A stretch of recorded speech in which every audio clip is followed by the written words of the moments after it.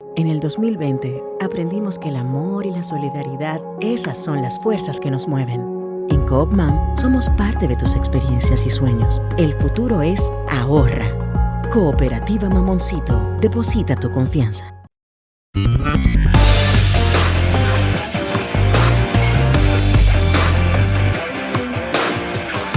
Desde la República Dominicana soy Ivonne Ferreras. Hay muchas informaciones, señores, en este día que es jueves, que es la antesala ya del fin de semana. Los apagones nos tienen vuelto locos y sin idea, ¿sí?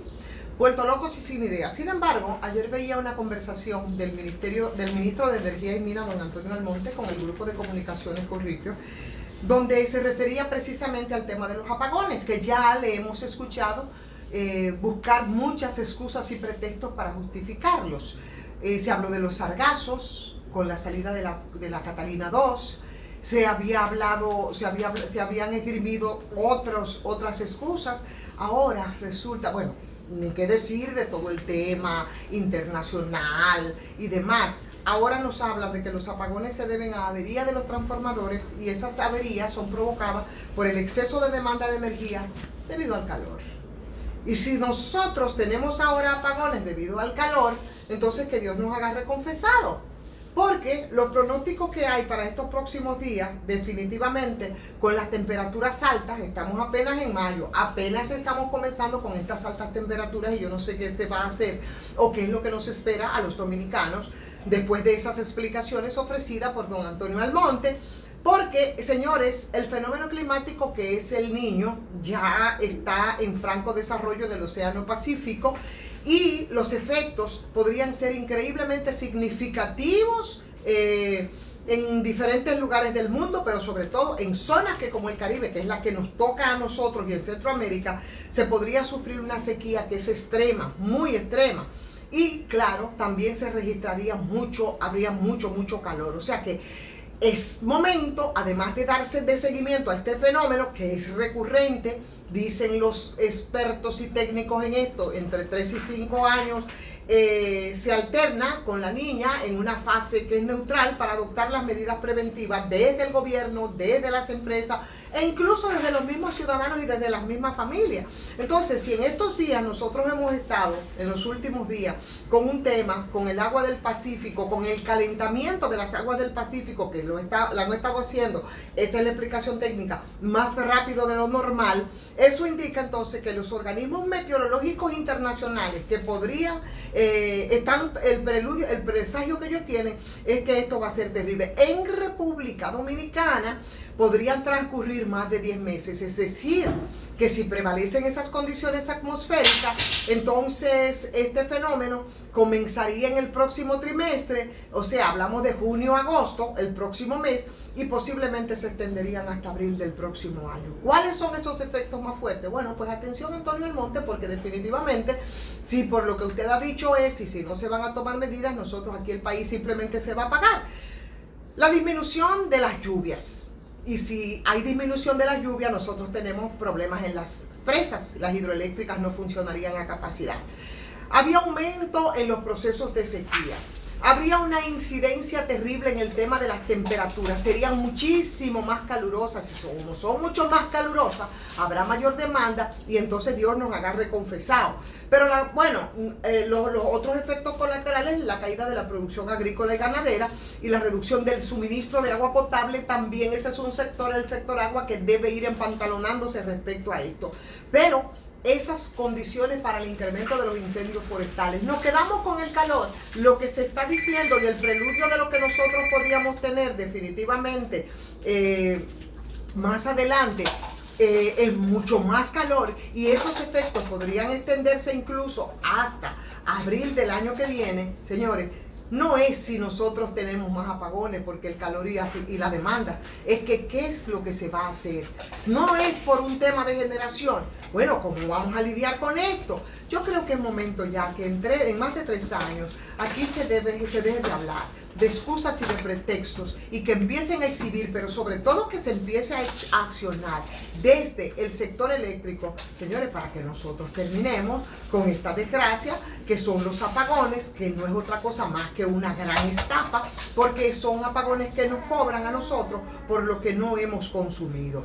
Entonces, dicho eso, otra cosa que quiero tratar en el día de hoy. Hoy, el periódico El Día, en su información principal, habla de algo que nosotros referíamos. Yo creo que no lo hacía en esta plataforma, y sí en la emisora para la que trabajo, respecto al tema del 20% del que se habla como reserva, ¿no?, de candidatura para los partidos políticos. Otra vez el tema de los partidos políticos, y otra vez, por supuesto, la manera de cómo, señores, la falsía, la hipocresía, la doble moral de los partidos políticos. ¿A qué me estoy refiriendo? Bueno, la información que hoy ofrece el periódico El Día es una fórmula, que es lo que se está discutiendo ahora, que usa la Junta Central Electoral para las reservas del 20%, pero que fue ordenada por el Tribunal Superior Electoral desde 2019. En ese año, al PRM le tocó y le correspondió hacer una reversa, al menos en 19 senadurías, pero fue desestimado por ese tribunal. Es decir, que de lo que nosotros estamos hablando ahora, hace tiempo que se empezó a hablar. Y en ese momento, cuando aquí se hablaba de esas reservas y cuando se hablaba de ese 20%, recuerdo perfectamente que el Partido de la Liberación Dominicana no dijo ni esta boca, ni es más. La poderosa OTAN, como le llamaban al comité político del PLD, se había reunido en ese momento y todo el mundo estaba a las expectativas para que ellos hicieran referencia al tema. Recuerdo que Reinaldo Pared, en paz descanse Reinaldo Pared, entonces secretario general del PLD, había dicho que ellos habían visto el tema, pero que ellos no iban a hacer, que la dirección del PLD no iba a hacer referencia a ese tema, porque no lo meritaba y porque ellos simplemente se acogían a los planteamientos de la ley y demás. Ese mismo PLD y esa misma fuerza del pueblo que ahora están hablando, incluso como escuchamos a un diputado hablar de salir a las calles y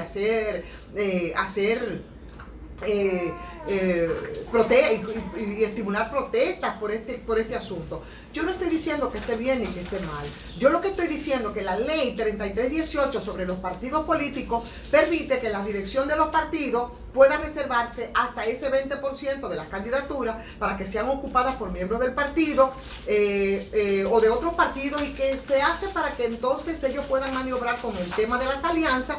Para eso se establecieron unos plazos legales que se utilizan ahora como parte de las estrategias políticas, pero depende de que se acepte o no de cuál sea la posición de los partidos. Entonces, en el 2019, esa estrategia política se enmarcaba dentro de un conflicto interno que estaba sacudiendo al Partido de la Liberación Dominicana, y esos plazos que fueron establecidos en la ley de partidos, que están señalados en el artículo 57, que dispone del tema de las candidaturas, tendrían validez legal si las mismas que fueron reservadas por los 30 días antes del inicio de la precampaña, es decir, entonces hablamos de junio de 2019, refiriendo al mentado artículo. Hoy escuchábamos a Eddie Olivares referirse también al tema y decía que de esas candidaturas solamente se podían utilizar el 38, y es verdad, porque eso mismo refiere a lo que pasó con el PRM entonces, que igual protestó igualito que como le está haciendo ahora el Partido de la Liberación Dominicana. Pero las posiciones entonces, en el caso del PLD, un silencio que fue muy voluntario y fue muy llamativo en ese momento por el ex secretario general de ese partido, que solamente habló a través de un tuit, y eso lo recoge una crónica que está publicada a la fecha, y que nos recuerda incluso que la tendencia de Leonel Fernández en ese momento habría propuesto que se reservaran para los titulares de entonces todas las posiciones de los diputados y de los senadores, las que ellos poseían en ese momento el PLD, del que él formaba parte porque no se había consolidado la división. Entonces, porque ellos tenían el temor de que se pretendiera facilitar que los diputados y senadores PLDistas pudieran oponerse a una reforma constitucional que en ese momento estaba afanadísimo Danilo Medina para tratar de imponer la repostulación, que finalmente no se hizo, y Pompeo tuvo una llamada que todo el mundo refiere a ella. pero que eso no pusiera en riesgo las candidaturas para detener las curules actuales y sobre todo a los que pertenecían a la tendencia de Fernández, de manera que pudieran atrincherarse y pudieran resistir la tentación teniendo ya a salvo sus candidaturas. También el Movimiento Cívico Participación Ciudadana se había referido a ese tema en ese momento y se había referido condenando incluso la actitud del PRM en ese momento, que tuvo que echar hacia atrás por la disposición por lo que dispuso el Tribunal Superior Electoral a través de esa decisión. Y que es lo mismo que está ocurriendo ahora, por ejemplo, con el PLD.